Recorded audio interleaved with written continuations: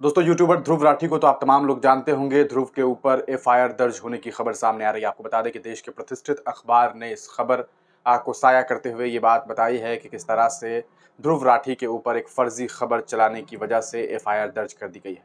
लेकिन हकीकत क्या है? क्या वाकई ध्रुव राठी ने ऐसा कुछ काम किया है जिसकी वजह से उनके ऊपर एफआईआर दर्ज हुआ है, या फिर मामला कुछ और है और इस मामले में एक इन्वेस्टिगेशन की जरूरत है? आपको बता दें कि एनडीटीवी ने भी एक ऐसी ही खबर साझा की जिसमें उन्होंने बताया कि मुंबई पुलिस ने यूट्यूबर ध्रुव राठी के ऊपर जो है एफआईआर दर्ज कर लिया है। हालाँकि मैंने कुछ लम्हों के बाद जब इसके बारे में दोबारा न्यूज़ पोर्टल पर जा कर के देखा, यानी कि एनडीटीवी के पोर्टल पर जा कर के देखा, तो वहाँ पर जो खबर की हेडलाइंस थी वो बदल गई थी।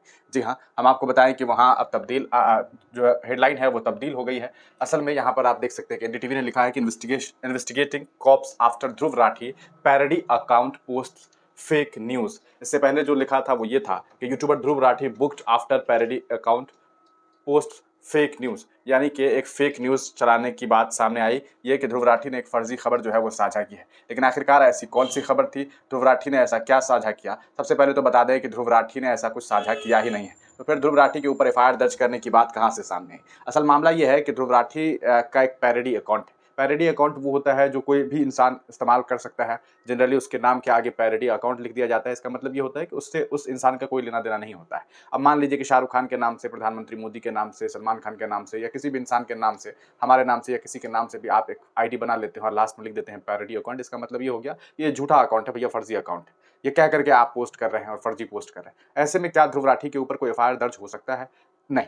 लेकिन हाँ, इस पूरे मामले पर हो सकता है पुलिस प्रशासन अब इस मामले की जांच पड़ताल शुरू करे। लेकिन खबर चला दी गई है कि ध्रुव राठी ने जो है फर्जी खबर चलाई। पूरा मामला हम आपको बताएं कि ध्रुव राठी से जुड़ा हुआ असल में मामला क्या है। इस मामले में Maharashtra cyber police have registered a case against popular YouTuber Dhruv Rathi after a parody account allegedly posted a fake message on X about Lok Sabha Speaker Om Birla's daughter, a senior official said on Saturday. According to the state cyber department, the account with the handle Dhruv Rathi had claimed on X that Birla's daughter had cleared the Union Public Service Commission exam without appearing for it.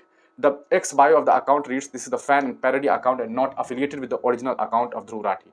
Not impersonating anyone. This account is parody."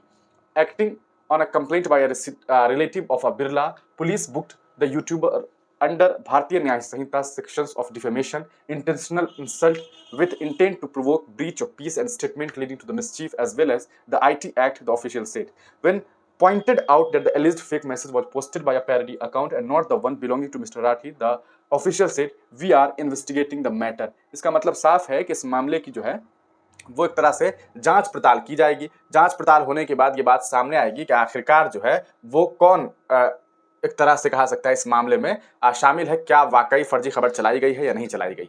तो ध्रुव राठी को लेकर के जो बातें सामने आ रही है वो एक पैरोडी अकाउंट है। पैरोडी अकाउंट का मतलब साफ हो गया कि उस कोई फैन वगैरह ने बनाया है। इस पूरे मामले में जो इल्जामात लगाए गए हैं वो ये कि इनके पैरोडी अकाउंट से एक पोस्ट साझा किया गया था जिसमें ये दावा किया गया था कि किस तरह से ओम बिरला जी, जो कि हमारे लोकसभा के स्पीकर हैं, उनकी जो बिटिया है, उन पर यह आरोप लगा है कि उन्होंने बगैर परीक्षा दिए हुए यूपीएससी परीक्षा को क्वालिफाई कर लिया है। हालांकि हमने आप तमाम लोगों को इसके बारे में पहले भी बताया था कि उनके ऊपर जो ये इल्जामात लगाए जा रहे हैं वो गलत है।